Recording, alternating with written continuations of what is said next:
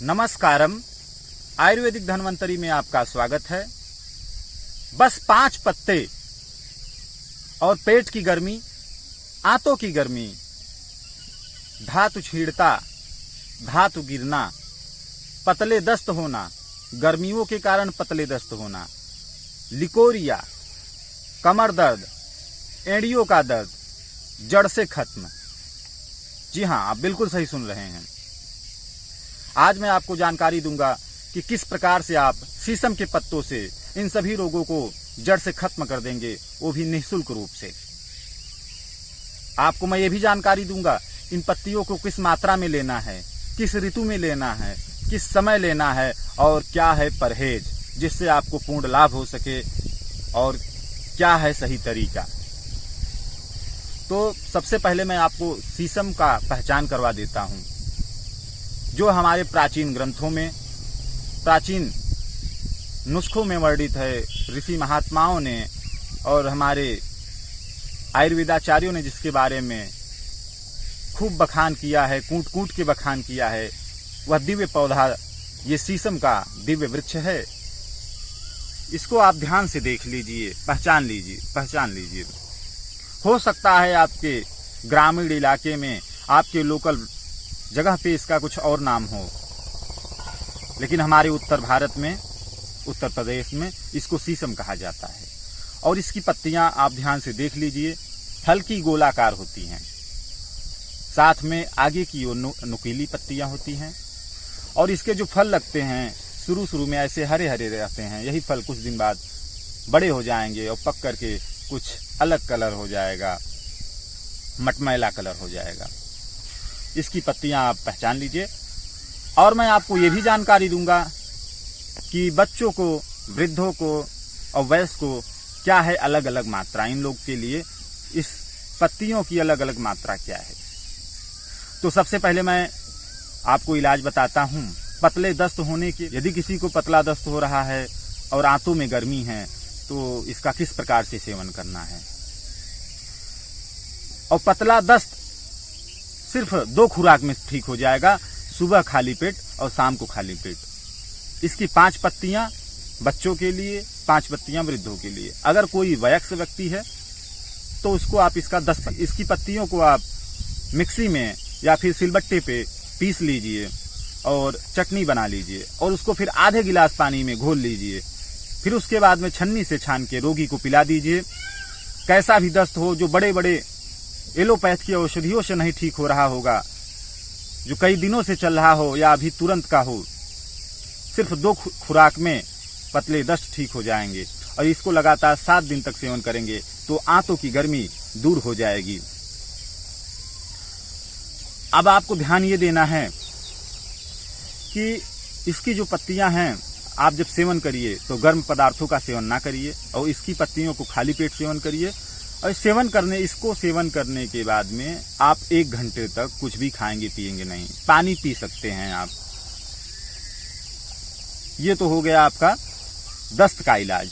अब मैं बात करता हूं, एड़ियों में दर्द है, कमर में दर्द है, कैल्शियम की कमी है, या फिर लिकोरिया है, या फिर धातु गिरता हो, धातु छींड़ता हो, तो इन सब के लिए एक ही इलाज है। इसका एक ही प्रकार से सेवन करना है, विधि वही है, अलग विधि नहीं है। आपको करना क्या है, सुबह शाम इसकी 10 पत्तियां लेना है वयस्क के लिए, और इसको आप सिलबट्टे पे या मिस्की में पीस लीजिए, चटनी बना लीजिए। फिर उसको आधे गिलास पानी में घोल लीजिए और फिर छन्नी से छान लीजिए, और सुबह शाम आप रोगी को दीजिए। लगातार 40 दिन देना है। और परहेज क्या करना है, परहेज में खट्टे फल, खट्टे खाद्य पदार्थ, और इसके अलावा गर्म मसाले का सेवन नहीं करना है।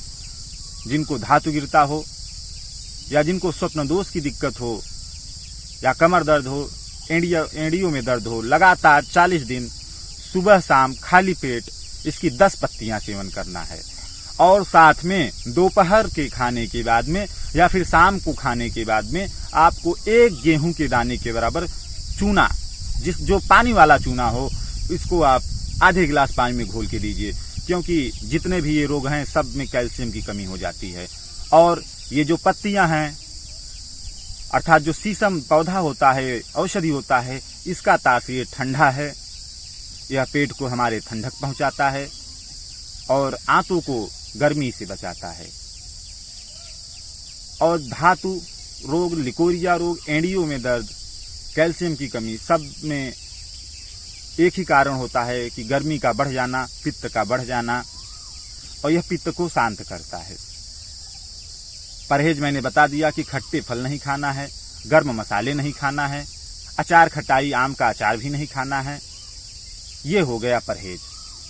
इसके अलावा जैसे आप इनके पत्तों को ठंडी के ऋतु में दे रहे हैं, शीत ऋतु में अगर इसके पत्तों को देना है, क्योंकि यह अगर तासीर इसका ठंडा होता है और आपको शीत ऋतु में इसको देना है, तो साथ में अगर 10 पत्तियां इसकी ले रहे हैं या 5 पत्तियां ले रहे हैं, तो आप 3 से 5 दाने, बच्चों और वृद्ध के लिए 3 दाने काली मिर्च और वयस्क लोगों के लिए 5 दाने काली मिर्च दीजिए, जिससे शीत ऋतु में यह रोगी को ठंडक ना पहुंचाए।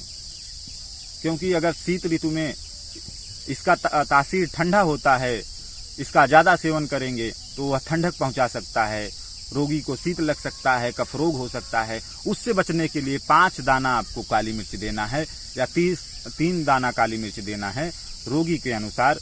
वयस्क है तो 5 दाना दीजिए और बालक या वृद्ध है तो उनको 3 दाना दीजिए। और इसको लगातार आप 40 दिन सेवन करवाइए, उसके बाद 1 हफ्ते के लिए बंद करवा दीजिए, फिर आप 40 दिन सेवन करवाइए। इस प्रकार से आप लगातार इसको 6 महीने साल भर सेवन करवा सकते हैं। और यदि गर्मी का मौसम है, वर्षा ऋतु है, तो इसको आप बिना काली मिर्च का दीजिए, कोई दिक्कत नहीं है। जिनको कफ रोग हो, जिनको जल से संबंधित रोग हो, साइनस हो, नजला हो, उनको इसकी पत्तियां देते वक्त साथ में 3 दाना या 5 दाना काली मिर्च अवश्य दीजिए। दोस्तों, यह पौधा हमारे लिए अमृत है। साथ में इस पौधे में इतने दिव्य गुण हैं कि जो बड़ी बड़ी एलोपैथ की औषधियां नहीं कर पाती हैं चमत्कार, वह यह पौधा निःशुल्क रूप से कर देता है। और यह निरापद है, आप किसी को भी दीजिए, किसी भी प्रकार के रोगी को दीजिए, और किसी भी दवा के साथ में दे सकते हैं। किसी की ब्लड प्रेशर की, शुगर की, या फिर कोई अन्य एलोपैथ की बुखार की दवा चल रही है, उसके साथ में भी इसको दे सकते हैं। इस दवा का कोई साइड इफेक्ट नहीं है, कोई परहेज नहीं है। यह हमारे प्राचीन ग्रंथों से लिया गया है, निरापद है।